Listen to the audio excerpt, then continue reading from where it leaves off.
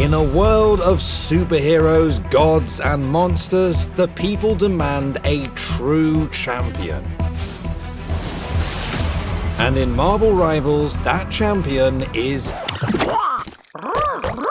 Jeff. My name is Jeff. He was never supposed to be the star of the show, but his success gave him the biggest stage ever in Marvel Rivals. Wait, who's Jeff the Land Shark? He's so good! Oh! But they didn't just make him cute. Got freedom. They also made him annoying. I got my ult down. Uh-oh, we're dead. And GG. We'd all be impressed if 90% of those final blows weren't just you dragging the entire team off the map in your ult. Man, this guy's lost me so many ranked games because of the freaking swallow. And in the end, the shark that was supposed to be a cute helper ended up going aggressive. He's 2v1ing and kills our other support.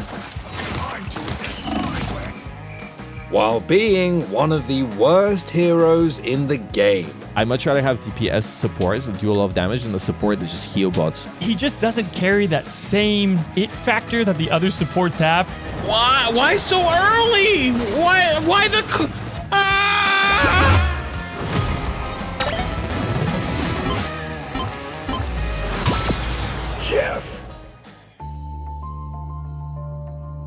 Before we get into the video, I'd like to thank our sponsor, Omen, who are our portal to possibility for sending us to amazing esports events all over the world. We'll be right there at the center of all the action, sharing the best esports has to offer with all of you. Unleash your ultimate gaming potential with the Omen Max 16 laptop. Crafted for powerful performance, the Omen Max 16 is equipped with up to an Intel Core Ultra 9 processor, offering gamers desktop-level performance anywhere, encased in a light, portable body they can take on the go. Then there's also a groundbreaking new self-cleaning fan technology called Fan Cleaner. Powered by Intel, this built-in feature periodically reverses the fan's direction to prevent dust buildup for absolutely peak reliable performance. And for the first time ever, Omen gives players the ability to manually overclock their laptop CPU and GPU for max performance, up to 250 watts total processing power without having to go into the BIOS. Thanks again to Omen for helping players navigate through any gaming obstacle to reach new levels with the Omen Max 16, now available at omen.com.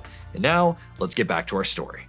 Jeff the Land Shark wasn't supposed to be a hit character. He wasn't supposed to be hated in Marvel Rivals. His whole existence has surprised everyone. Marvel doesn't always hit when it comes to new characters, whether it's weird designs like Jack of Hearts or bizarre villains like Batroc the Leaper. Not every Marvel character will become legendary. But sometimes the very opposite happens. A minor character is introduced that becomes a fan favorite, and they become far more important than their creator ever envisioned. Like Jeff the Land Shark. The Land Sharks were introduced by West Coast Avengers Volume 3, written by Kelly Thompson. The series details the efforts of Kate Bishop, the second Hawkeye, to put together a new team of Avengers to once more defend the Pacific Coast. In the first issue of West Coast Avengers, Land Sharks were unleashed on Los Angeles while the team worked together to throw them into the Pacific Ocean. I think that a shark on land is like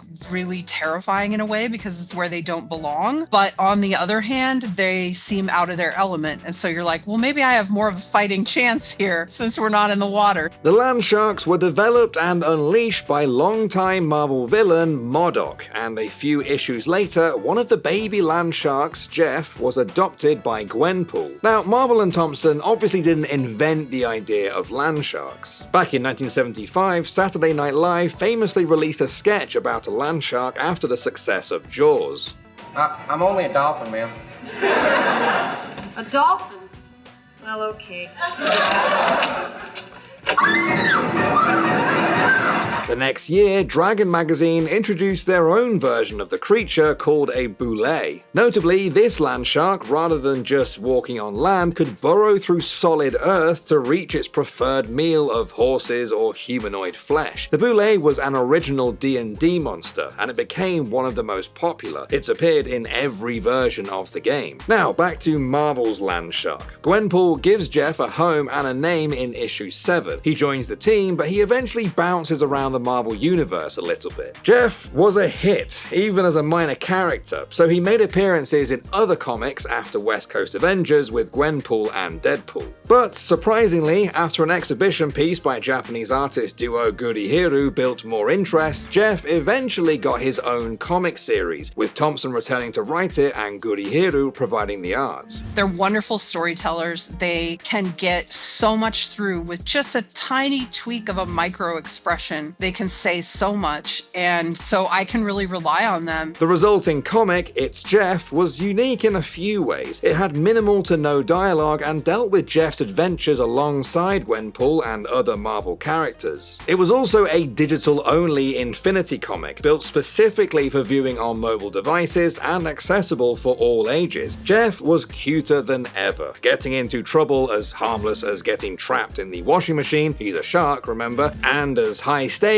as tracking down MODOK. There's some demand for the character, and I also like that Jeff is an all-ages character, which we don't have nearly enough of in comics. Jeff was arguably one of the most successful new characters in Marvel in a while, which is probably one of the reasons why he was a shoo-in for one of his biggest roles ever, appearing in Marvel Rivals. But I do think it's the breakout in Marvel Rivals that's helped them understand that they're sort of sitting on a pile of gold here. When it came to choosing characters for Marvel Rivals, developer NetEase had a potentially massive list of options, but launching with over 30 characters and making sure that those heroes are divided into the same holy trinity of tank, DPS, and healer meant making some hard choices. Most Marvel superheroes and villains can deal damage in some way, making healers, called strategists in Rivals, a difficult category to fill. Many strategists rely on magic-like abilities. Adam Warlock, Cloak and Dagger, and Loki are all sort of in this category. In the comics though, Jeff doesn't normally have much in the way of special abilities. He's essentially an intelligent shark with legs and a keen fashion sense who also has the ability to breathe air. So strategist was still a bit of a strange fit for Jeff, though that is where his Marvel Rivals incarnation ended up.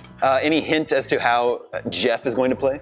Yeah, well, you can imagine he's a land shark, so he probably can, do some swimming underground. In inventing new powers for Jeff, NetEase found ways to let him heal. At launch, Jeff's left-click Joyful Splash was a beam of water that provided strong healing to allies. His right-click Aquaburst was his main damage-dealing tool, a slow projectile that damages enemies in a small area. Jeff has a passive called Oblivious Cuteness, which reduces the damage he takes from critical hits by 50%. He can also spit healing bubbles with E, which can be bounced once off the environment. When consumed, these potent bubbles heal, knock back nearby foes, and increase the healing taken by the friendly hero. And while these abilities are a core part of his gameplay, they aren't what make him so infuriating to play against. Jeff's shift ability, Hide and Seek, lets him swim through the ground, drastically reducing the size of his hitbox, giving him movement speed and passive healing, and also allowing him to wall crawl. But his ult was the most hated part of his kit. Pressing Q activates It's Jeff, allowing the land shark to dive below the ground before swallowing friends and enemies alike. Then Jeff can spit out enemies and allies separately. For enemies caught unawares, they're probably going off the edge of the stage. Got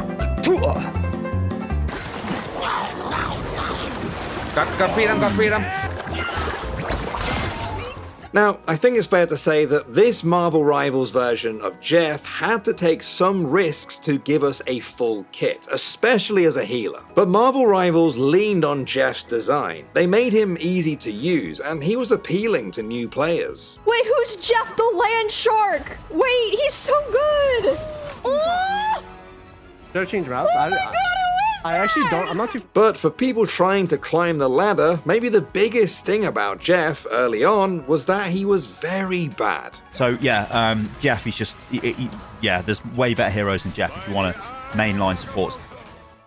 It's a bit ironic that a cute and annoying land shark would also end up being one of the game's worst characters at launch, but that's what happened. And despite many people saying he was weak, even more players found him incredibly frustrating to play against. His ability to spam heal, get out of dodge, and then sometimes insta-kill with his ult made him truly hated by a lot of players. We'd all be impressed if 90% of those final blows weren't just you dragging the entire team off the map and your ult.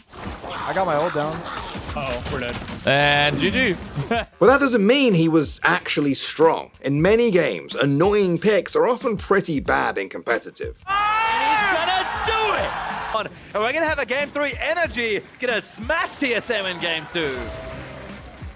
At launch, Jeff seemed pretty good. High healing output and evasiveness alongside a playmaking ult seemed to give him a niche with value. Jeff the Baby Land Shark, S tier, no questions asked, okay? And this is just by his appearance and how much I love him. But if I set those emotions aside, man, I hate this guy. Man, this guy's lost me so many ranked games because of the freaking swallow. I'm going to go with A tier. I think he's a little bit below the best supports in the game, but he's one of the best. But as time passed, it became clear that Jeff was the absolute worst option available at Strategist on average if your goal is to actually win games. In particular, his ult was situationally bad. Your ult can throw the game super easily if you miss it. You rely on pulling them off the map, but you can't pull them off the map because you won't always have a place to spin them out. And adding insult to injury, Jeff's ult has minimal defensive benefit, which is not the case for most strategist heroes. In that sense, he's a metaphorical fish out of water. But people can just run away from his ult. You can parry his ult, you can bubble his ult, you can hug bubble his ult, you can play high ground, you can just run away. It's only in low elo that this shit works. His ultimate, it got...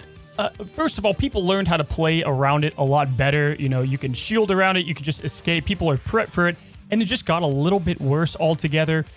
He just doesn't carry that same it factor that the other supports have. But I'd much rather have a Cloak and Dagger Mantis ultimate than a Jeff ult. And I'd much rather have DPS supports that do a lot of damage than a support that just heal bots. Another factor to consider is that heroes were still being figured out. Jeff was most often playing alongside another single strategist. The community eventually caught on, because one unavoidable detail dragging down the perception of Jeff was his abysmal win rate. Jeff the Baby Land Shark.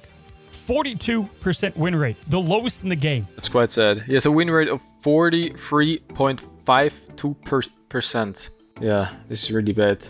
Pick rate is not even that low. At this point, we might ask then, what's the big deal? If Jeff has a poor win rate and other players will gradually learn the knowledge check for avoiding his ult, surely Jeff will just end up like Teemo, annoying, hated, but rarely played. He'll be annoying for new players, but never that great. The thing is, there are players who believe Jeff can work. He actually can kind of sneak off on the back and DPS 1v1 somebody on the back line somewhere on a flank. Low key, it kind of works. A lot of people are sleeping on Jeff, I'm telling you. And in what is probably a testament to Jeff's immediate appeal, there are people making him work at the game's highest levels. I had a Jeff on my team the other day who hard carried us. He literally killed 5 every single time he ulted. That's not true. He killed 5 once, he killed 4 once, and he killed 4 once, and then he killed 3 once. Insane. It was disgusting. At the core of the idea is that Jeff represents a slippery, flanking threat and brings a potentially high-impact ult. He can also heal, but you're not relying on him for that. The thing about Shark is most people who play Shark play him as a support. But the true value from Jeff is not as a support, but from a DPS or like a hybrid. Problem is, you need then to have 3 supports to enable the Jeff. He's kind of hard to kill. He's slippery. He's just always alive. But you know what makes Jeff work? 3 supports. High-level Jeff players have been a topic of interest in the community because they're making the cute and potentially underpowered Land Shark work.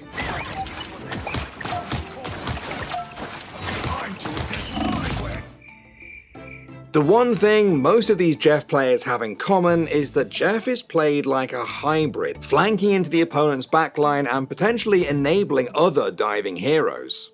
Where's me? I don't lose this. Oh, f***ing easy, oh my. Look how far behind us he is. He's not even playing behind his team. He's contesting point. Now look at this. I use my thing, and then he just grabs me. Look at this. This is crazy. He's 2v1ing and kills our other support. But amidst the confusion over what Jeff's role should truly be, he received a rework. His bubbles went from instant heals to a larger heal over time, his healing per second went down significantly, and his attacks went from 12 charges to 3.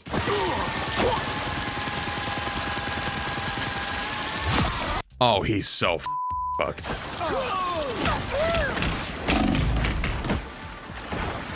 I love how in this clip they had to stop shooting at him because they realized how fast they were going to blow his ass up by mistake. While he did get some damage on his healing beam and a powerful team-up ultimate with Storm, many feel like these changes hurt Jeff's future as both a healer and as a DPS. As a shark with legs, Jeff really is a child of two worlds, and in Marvel Rivals he's also blurring the lines between a support and a DPS. But is it really surprising that the Land Shark is best played aggressively? If Jeff's future in Rivals really is dependent on the continued existence of triple support, it's hard to say exactly how successful he'll be. Triple support was targeted in balance changes in February 2025. The triple strategies lineup has been gaining ground, especially among the upper ranks. For us, it's been great to see so many different team compositions out there, proving that victory isn't just about the classic 2-2-2 lineup. He does seem to maybe be gaining ground a bit, but even if Jeff's win rate in Rivals stays low for a while, what's exciting about Jeff is that all of this happened so quickly. From his breakout comic appearance to getting his own series and becoming a fan favorite in Rivals, Jeff must be the most successful new Marvel character in a long while.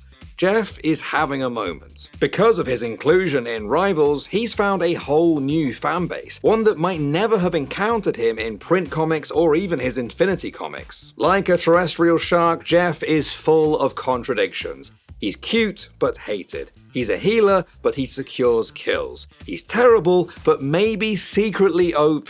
Jeff is sort of the ultimate misfit because he doesn't belong anywhere. He doesn't quite belong in the ocean. He doesn't quite belong in land. The humble land shark finally has his day in the sun. Not bad for a throwaway joke character. Thanks for watching. If you want more content like this, hit the sub button and ring the notification bell. For unique bite-sized videos you won't find anywhere else, hit us up on our X, Instagram, Facebook, and TikTok.